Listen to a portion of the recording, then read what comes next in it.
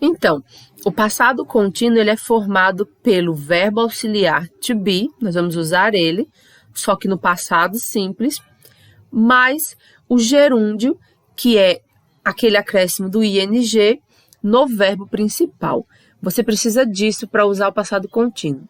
Verbo to be no passado simples e ing, ou seja, gerúndio, no seu verbo principal. E vocês já devem ter visto o passado do verbo to be.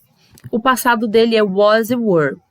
Was é o passado do is e do am, enquanto were é o passado do are. É só fazer a troca. Troca o am e o is pelo was e troca o are pelo were, você já tem o passado, já pode usar o passado contínuo. O was, ele vai ser usado com as pessoas do singular, com o he, o she, o it e com o I. O I também, nós podemos usar o was. É porque existem alguns casos, principalmente nas condicionais, nas orações condicionais, em que você não usa o was com o I, você usa o were. E o were nós vamos usar com o you, o we e o they. Veja a forma afirmativa. Nós vamos ter na estrutura da frase, primeiro um sujeito ou um pronome, mas vai ter um sujeito lá, o verbo to be no passado simples, o verbo principal com o ing e o complemento do verbo. She, sujeito, was, passado do verbo to be, verbo principal com ing, going, e o complemento, to my house. She was going to my house. Tem aí uma frase afirmativa.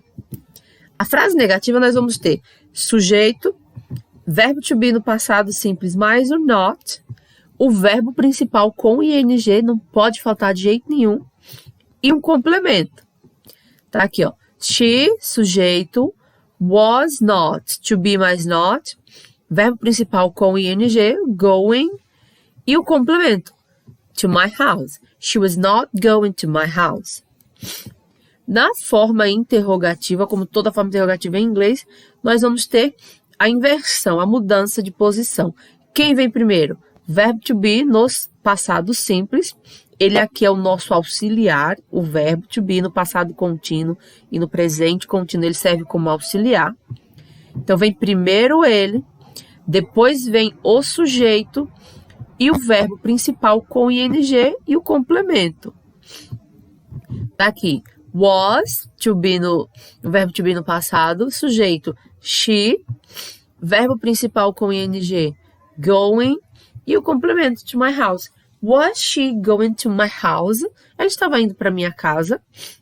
Lembrando que, em questão de forma interrogativa, quando você tiver pronomes interrogativos, aqueles que começam com WH, what, where, when, who, why, quando você tiver um pronome desses para fazer a pergunta, primeiro ele, e depois essa estrutura que eu estou mostrando para vocês. Temos aqui, então, um exemplo de conjugação no passado contínuo. A exemplo, nós temos o verbo to go. Vamos lá, que é o verbo ir, veja. Forma afirmativa, forma negativa e interrogativa. I was going, or I was not going. A forma contracta do was not é wasn't. E aliás, na forma afirmativa, was não pode e were também não pode ser abreviado. Então, lembrem, no passado, o verbo to be, na forma afirmativa, não pode ser abreviado.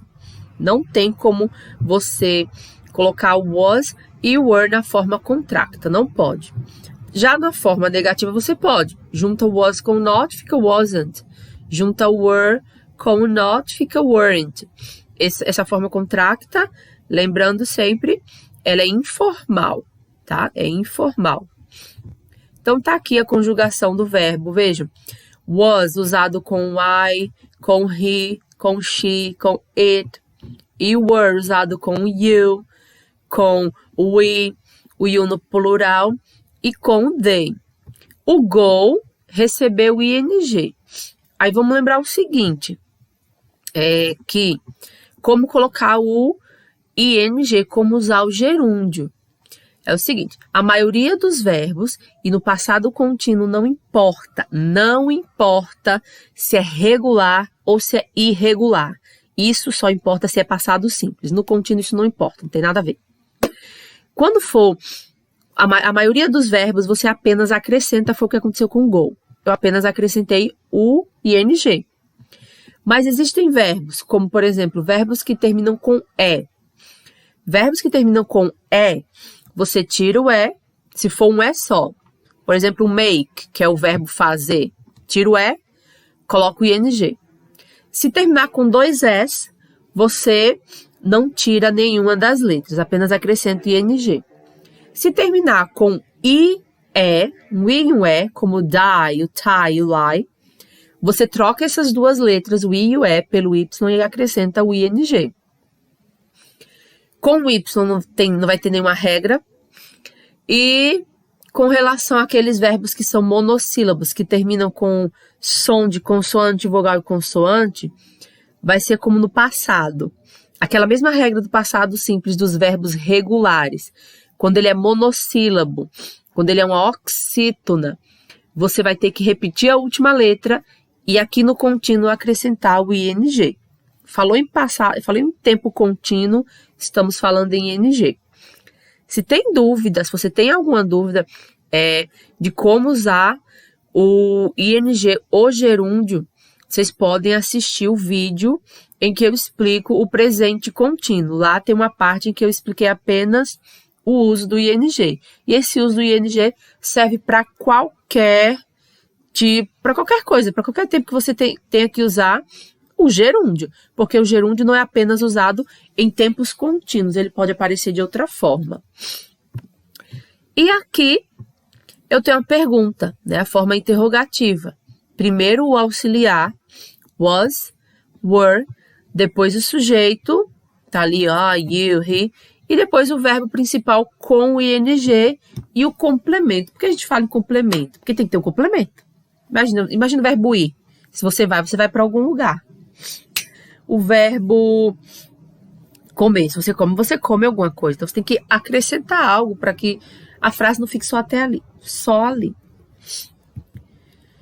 Visto isso, nós vamos ver o quê? A diferença entre passado simples e passado contínuo.